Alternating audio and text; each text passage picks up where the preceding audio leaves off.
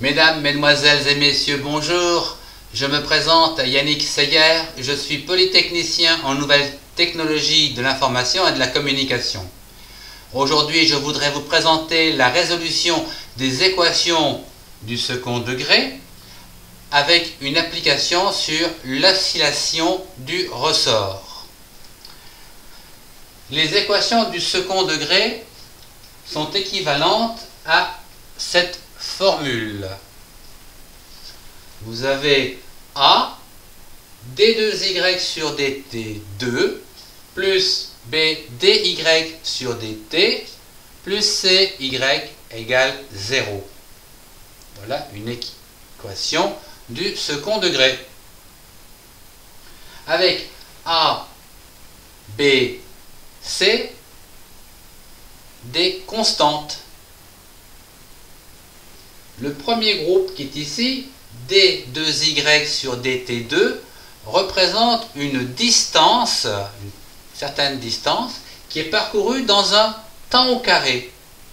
C'est ce que l'on appelle une accélération. Le deuxième terme ici, dy sur dt, c'est aussi une distance qui est parcourue, elle, sur un temps. Donc c'est une vitesse. Et enfin, y, c'est une distance.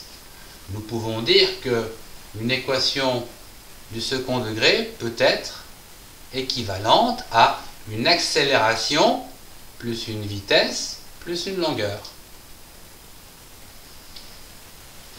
À partir de cette équation, nous allons rechercher des solutions, c'est-à-dire des racines, pour interpréter cette équation.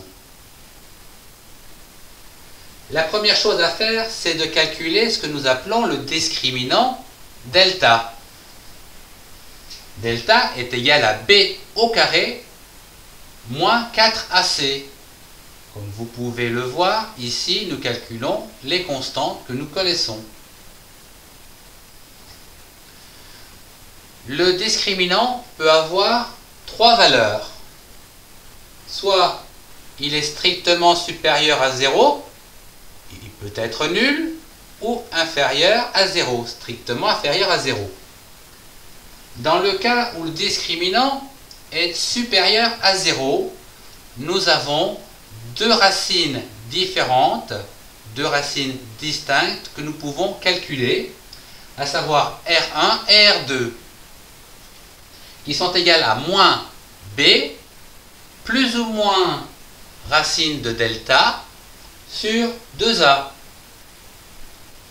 C'est-à-dire que R1 sera égal à moins B plus racine de delta sur 2A, et R2 sera égal à moins B moins racine de delta sur 2A. Le deuxième cas, c'est lorsque delta est égal à 0. Dans ce cas, s'il est égal à 0, c'est simple, il ne nous reste plus que moins b sur 2a. Ce qui veut dire que R1 sera égal à R2, c'est-à-dire égal à moins b sur 2a.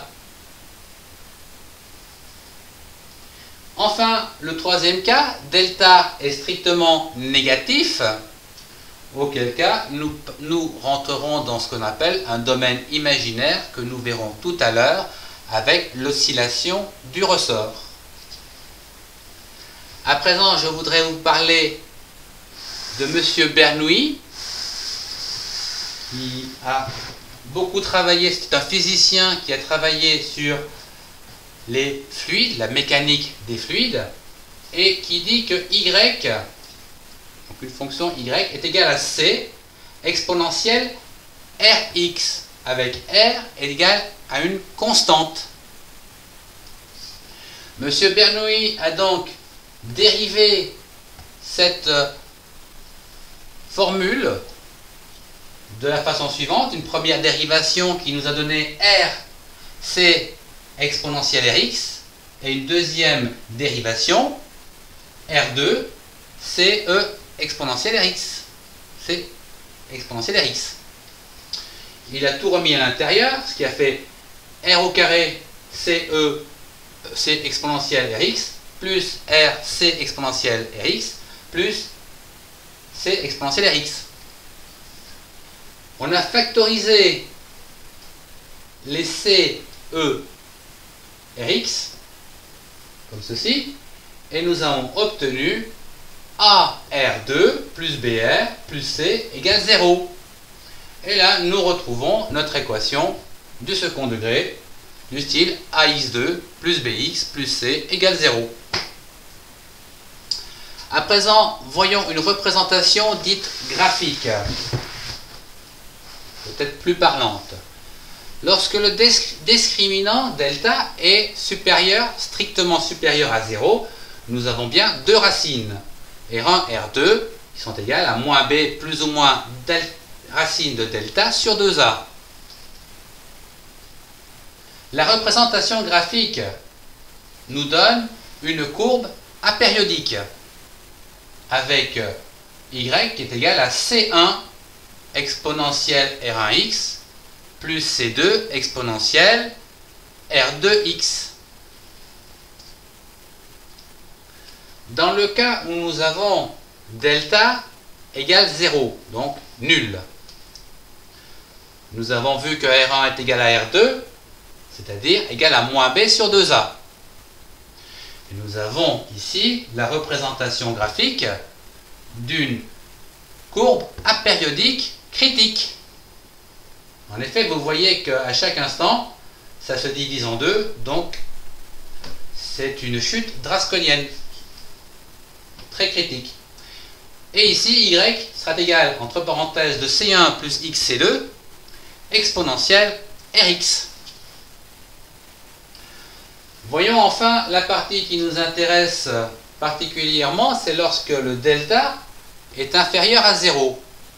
C'est le cas de l'oscillation du ressort. Nous aurons donc, dans ce cas, deux racines imaginaires qui sont égales à moins B plus ou moins une partie imaginaire de la racine de delta sur 2A. C'est-à-dire que nous allons voir R1 sera égal à moins B sur 2A, la partie donc réelle, plus I racine de delta sur 2A. Et pour R2, la même chose, mais plus. C'est-à-dire moins B, donc moins I racine de delta sur 2A. Voilà. Ce qui va nous donner une courbe d'amortissement pseudo-périodique comme ici, où l'on peut voir que l'onde va peu à peu s'atténuer pour devenir nulle. À présent, je voudrais finir simplement sur ce fameux ressort, donc où delta est strictement négatif. Lorsque je prends le ressort qui est ici en équilibre, que je tire vers le bas et que je le relâche, on obtient une onde, ou plus exactement une oscillation comme celle-ci, qui tend vers 0 avec le temps. Cette courbe-là, c'est un amortissement pseudo-périodique, donc avec R1, R2, qui sont égales à une partie réelle, plus ou moins une partie imaginaire. Donc, nous aurons donc R1 qui sera égal à moins B plus racine de delta, non, moins B sur 2A pour la partie réelle, plus racine de delta sur 2A, et R2 sera égal à moins B moins I racine de delta sur 2A. Voilà. Je vous remercie de votre attention. Au revoir et à bientôt.